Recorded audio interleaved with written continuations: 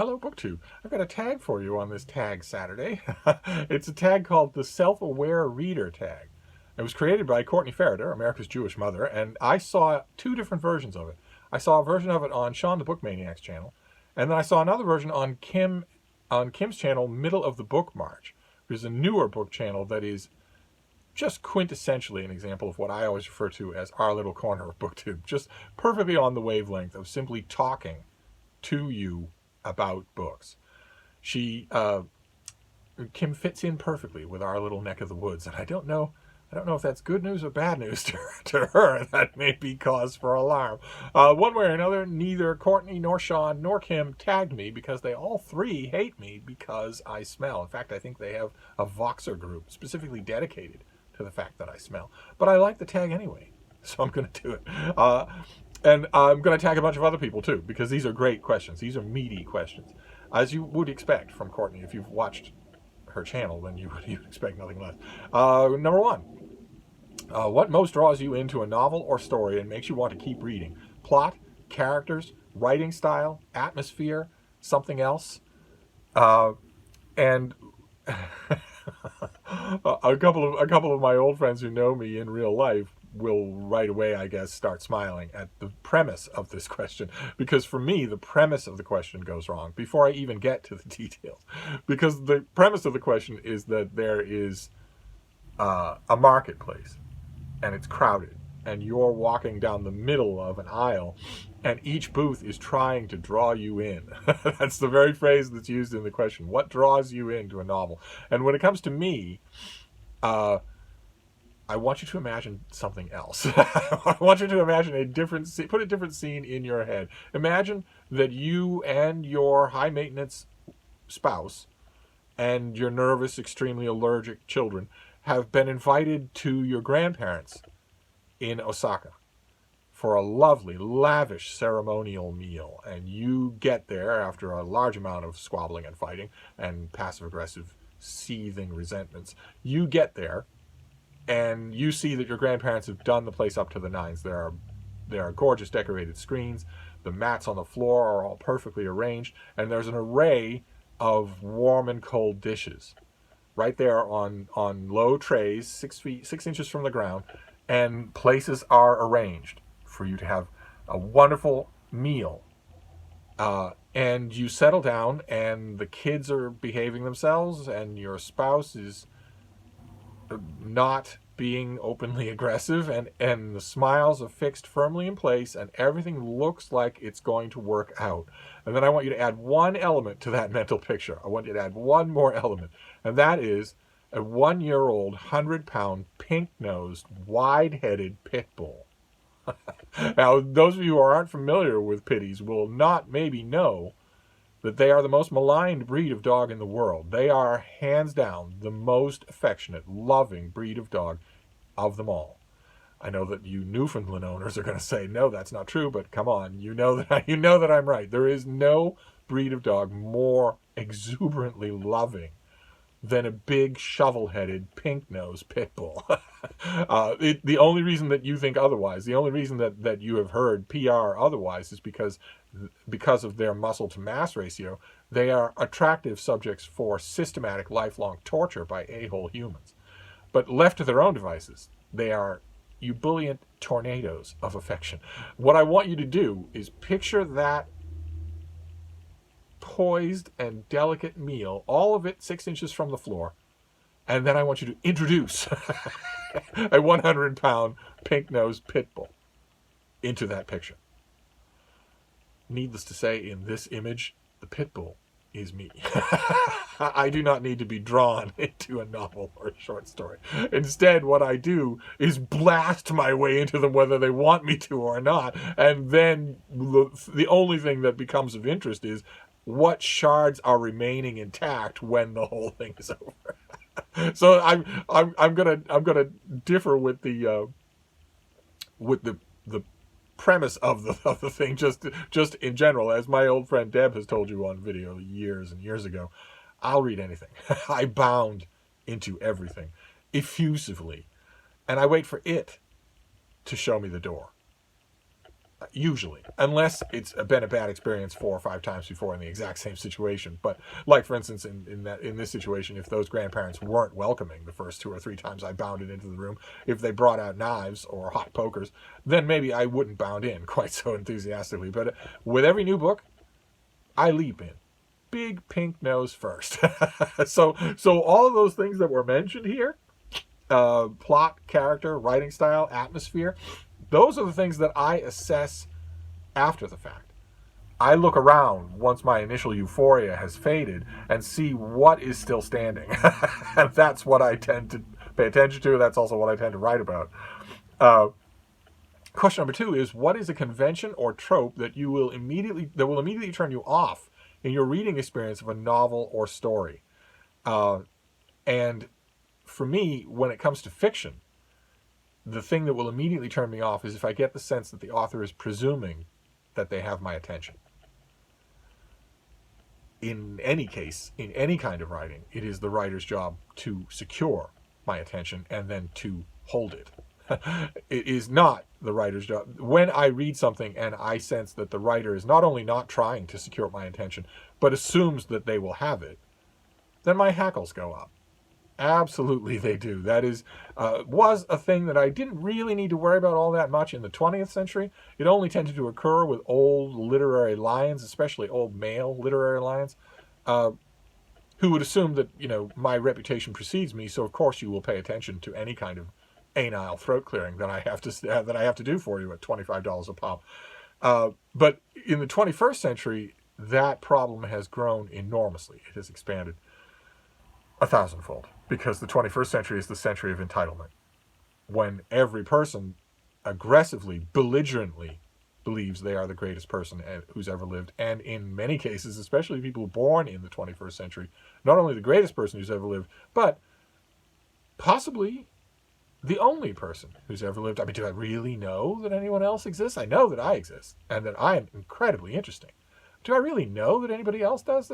It's the 21st century has exploded that problem in enormous degree, with accompanying levels of sociopathy. I mean, most of the people that I've met in my life who were born in the 21st century, so in other words, never knew a time when their parents were legally allowed to criticize them, never knew a time when a teacher was legally allowed to tell them that 2 + 2 does not equal 5.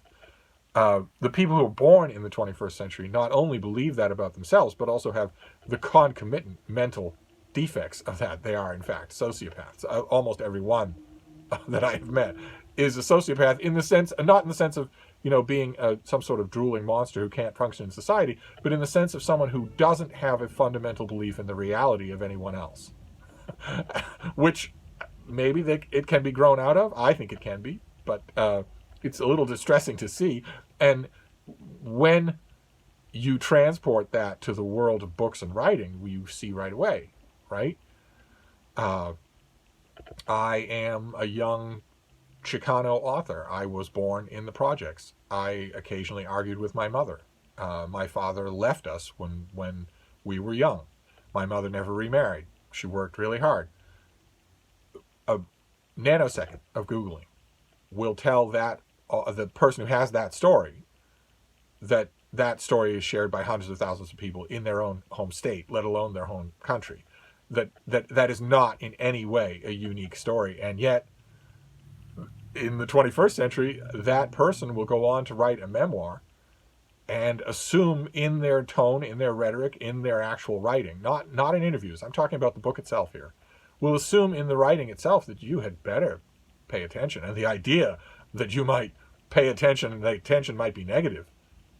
Well, yes, you grew up without a father in the projects. You occasionally argued with your mother. Money was tight until you reached, your teenage years. Okay, fine. But this is poorly written, and it's poorly organized, and this is a cliche, and that's a cliche, and this is a dumb way to put things, and this is all misplaced, and why give this much attention to an aunt who never reappears, and all that sort of thing. You do that in the 21st century to an author who has been convinced by every teacher, every cow to doubt, and every MFA program that they are Jesus Christ come back to earth, and good luck. Good luck to you if you try that. And when I encounter that, it drives me nuts. Absolutely drives me nuts. That, yeah, you are going to listen. because I have a unique and amazing story to tell, and I don't even need to tell it well. that sort of thing. Presuming that you have the right to my attention bothers me very much. So you do not. When you are a writer, you are a supplicant. You're asking for my attention and yours. You're asking for your readers' attention, and you are telling them when you ask for their attention, which, keep in mind, is limited and should rightly go to a whole list of things a lot less frivolous than reading. When you ask them for their attention, you are, in addition to that, saying, you won't regret it. If you give me your attention, I will work hard to keep it and reward it. Good luck trying to find that kind of attitude in most young writers today. But that's my answer here, and I think it's going to crop up again. Question number 3 is, what most appeals to you when reading nonfiction and makes you want to keep reading? For me, when reading nonfiction, it's when the author remembers that their story is not their research. You can spend 80 million hours in the archives assembling, used to be index cards, I almost said index cards just now, assembling computer files, desktop files, till the cows come home. You can get to the point where you know every single thing about your subject, but if you turn around and then write just every single thing about your subject, what you're doing is creating a very dry monograph. An academic monograph that is not meant for an audience. I've never understood the existence of such writing. All writing should be for an audience. All writing should be entertaining. And if you, as a writer, have a broader audience, in other words, if you're not writing a monograph that's going to get tucked away in an archive somewhere that no one's ever going to see, if you have pretensions to claim a general audience and you still don't remember that it's your job to tell a story, well, then I wish there was someone around you who would remind you of that. But fortunately, a lot of people do remember that, and that is the thing that I love most about nonfiction, is when an author remembers that. When they have a series of very weighty things to write about, but they remember that they also have to entertain you. There's nothing weak or pathetic or shabby about that. That is an essential part of writing. So, unfortunately, I read plenty of nonfiction authors who do remember that, so that's fantastic. Question number 4, what is a convention or trope in nonfiction that will turn you off in your reading experience? Shawn, the Book Maniac, Shawn in his video mentioned one of his little pet peeves that drives him nuts in nonfiction is when the writer of nonfiction imports novelistic touches. And I have to agree with that. I've seen them done well from time to time, but it's very rare. Usually it muddies the waters incredibly and betrays a kind of awareness on the author's part of their own shortcomings, or a lack of faith on their part in their own chosen genre. Nonfiction that's told well doesn't need to borrow from anything. It's great on its own. And if you knew that, you wouldn't try to do an all in italics. They're always in italics. You wouldn't do a novelistic flourish as an opening to your account of Plymouth Plantation. You would instead just dive right in, trusting to the narrative techniques of nonfiction itself to do the job of snaring the reader. But I also, in this particular instance, as in the last question, presumption on the part of the writer drives me nuts. Absolutely drives me nuts. I don't care how important the subject is that you're writing about. I don't care how important it is. The great Indian pogroms of the Indian Wars of the United States in the 19th century, the Holocaust memoir. I don't care how important the subject is. I am still going to be very annoyed if you presume that I'm going to be interested. I'd better be interested, because here's the subject that I'm writing about. No. I've read all the books that you've read. I know the history of your subject. I'm not inherently interested just by your subject. I will be interested by the job you do. And no subject choice lets you off the hook for a job, for the job you're doing. No choice of subject suddenly absolves you from the need to tell a story. So that bugs me. I see that sometimes. Not often, but sometimes. Question number 5 is, would you say you read more for pleasure and enjoyment, or more to learn and exercise your brain? Here I saw a version of this tag on Gunpowder Fiction Plot, and loved the answer there to this one, which was that it's the same. It's all the same. Exercising your brain is the same. For me, there's no either or here.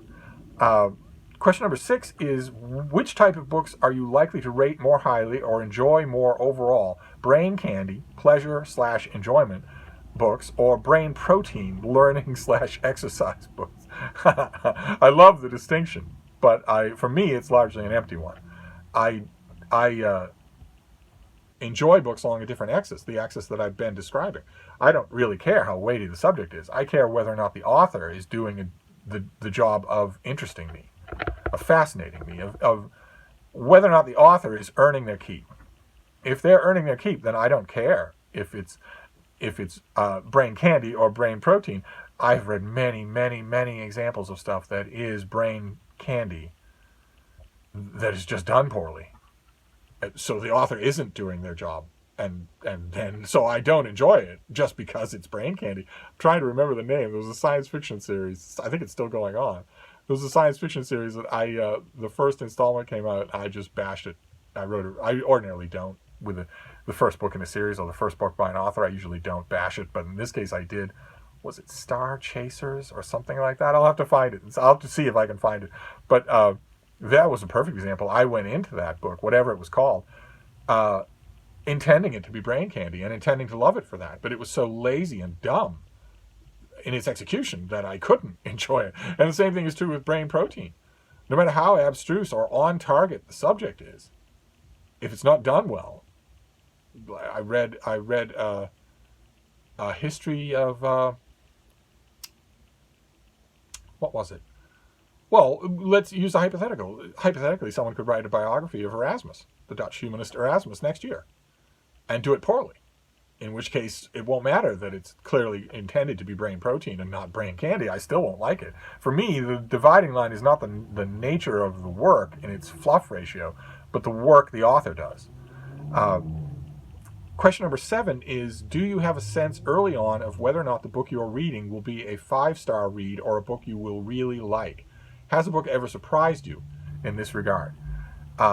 Yes, I do get a sense early on about whether or not I'm really going to enjoy a book. And it's a thing that I have sometimes been led astray. Sometimes it has been very temporary. It hasn't lasted more than 30 pages. But there is a certain kind of crackle to a book when the author is absolutely on. When the author is absolutely present. And they're not taking anything for granted. They're not presuming anything. They're working really hard. I've talked to other book critics, and we can disagree on everything there is in the world, all across the spectrum of creation. But we all agree on that sparkle, that crackle, is definitely real. And you know almost right away if it's present in a book. And if it's present in a book, you're going to enjoy the reading experience whether or not you end up liking the book or not. Because that is a perfect example of what I'm talking about, an author who is not presuming on your attention and time. And I have also had that surprise me, because I've had books that started out very much without that, very much looking rote and by the numbers. And then they start to sparkle, they start to crackle later on in their text. And when that happens, I'm always happy that I stuck around and wonder who this author's editing team is, or friends, or, local readers that didn't catch it ahead of time, that allowed something to be so sleepy in its beginnings. But for me, that sense of not a 5-star book, because I don't rate my books like that, but whether or not a book is going to be worth paying attention to, whether or not it's going to be an alive reading experience, that is distressingly easy to tell fairly early on, except in the rare instances where it happens later. That is very rare, though. It usually doesn't happen that way. And then let's see here. Question number 8. Considering books that you've read that you've rated 5 stars in the past, or if you don't rate them, then books you really loved, do you think you would feel the same way about them now? Why or why not? Well, for me, it's not speculation, as I often reread. And so I have gone back. I've been rating, if you want to say, I've been making a year-end list of the best and worst books of the years for a long time now, and the new one is coming up in December. And I regularly, when those books cross my path again, I regularly reread them to see if my judgment holds up, to see if they feel the same, or if maybe I think less of them. And I do that routinely also with the books that are on the worst list. I do a worst fiction and a worst nonfiction list. I will revisit those sometimes too. I have found that, much to my relief, usually on my superlative judgments, the ones where I think this is genuinely impressive or this is incredibly annoying, the ones, in other words, that make the best and worst lists for that in this context, my judgment on those books don't tend to change. The ones lower on the list of positive and negative sometimes mix around a little as I go at them a little more, with a few more years under my belt.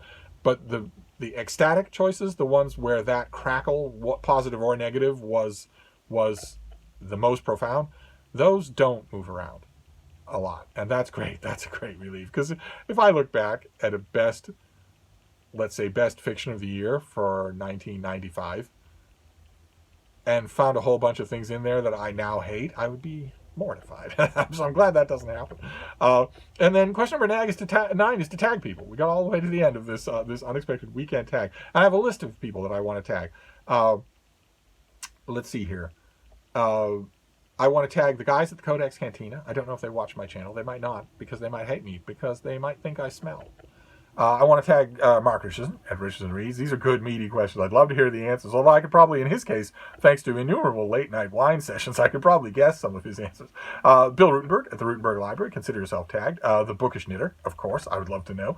Eric Carl Anderson. I haven't tagged Eric Carl Anderson in a while. Don't know if he watches my videos, but if he wants to do this, I would love to hear it. Deep, thoughtful reader. Seeking Stories. Again, don't know how prominent tags are in your video roster, but I'd love to hear the answers. Also, Nerdy Narrative, and a BookTube newbie called Lorraine Annotates. I'll leave a link to her channel, all these channels down below. But when I do tags, I think I'd like to get into the habit of tagging a BookTube newbie, especially a channel that I've watched and liked and think you might like too. And of course, Britta. I've been neglectful in tagging Britta. And that's no way to be with a person who Reddit firmly declares is my legal wife. So there you go, BookTube. That is a tag for your Saturday. I'm now suddenly realizing that I'm going to be dealing with light issues.